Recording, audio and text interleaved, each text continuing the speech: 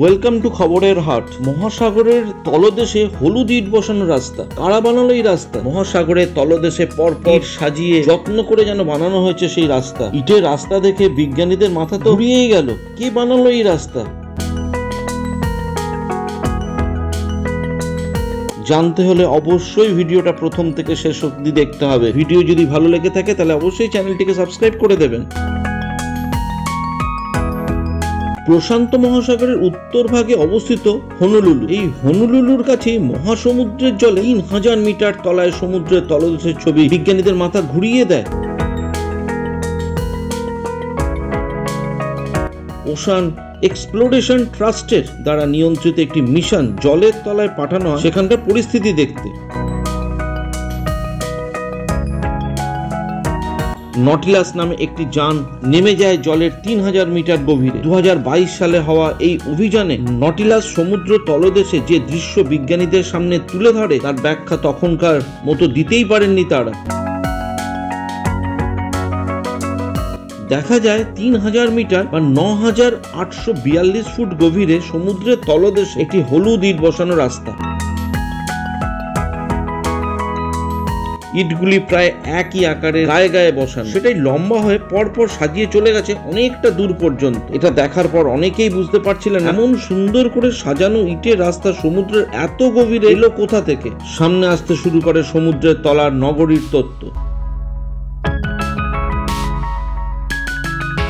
অনেক আবার এটা দেখে সমুদ্রের গভীরে বসবাসকারী অচেনা জীবদের থাকার সম্ভাবনার কথাও জানান। এই হলুদ ইটের রাস্তা রহস্য নিয়ে দুনিয়া তোলপাড় হয়ে যায়। বিজ্ঞানীরা তা নিয়ে পরীক্ষা নিরীক্ষা নানা রকম ভাবে সবকিছু শুরু করে দেয়।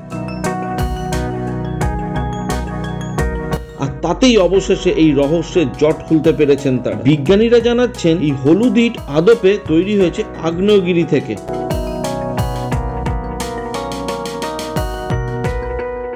জলের তলায় অগ্নি উৎপাত থেকে বার হওয়া লাভা স্রোত জলের সংস্পর্শে এসে দ্রুত ঠান্ডা। এই গরম ও ঠান্ডা সংকোচন ও প্রসারণের ফলে এমন একটি অংশ তৈরি হয় জলের তলায় যেখানে ফাটল ধরে যায়। এই ফাটলগুলির ওপর জলের প্রবল চাপ সেটাও কাজ করে, ফলে ফাটলগুলি এমন ভাবে তৈরি হয় যা দেখতে মনে হয় ইটের পর যেন ইট সাজানো হয়েছে।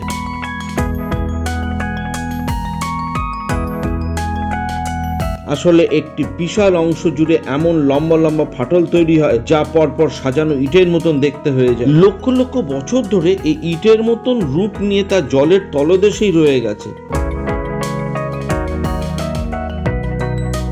যা নটিলাস দেখতে পাওয়ার পর বিজ্ঞানীরা প্রশান্ত মহাসাগরে আরো এক রহস্যের কথা তারা জানতে পারেন। রহস্য সত্যি রহস্য।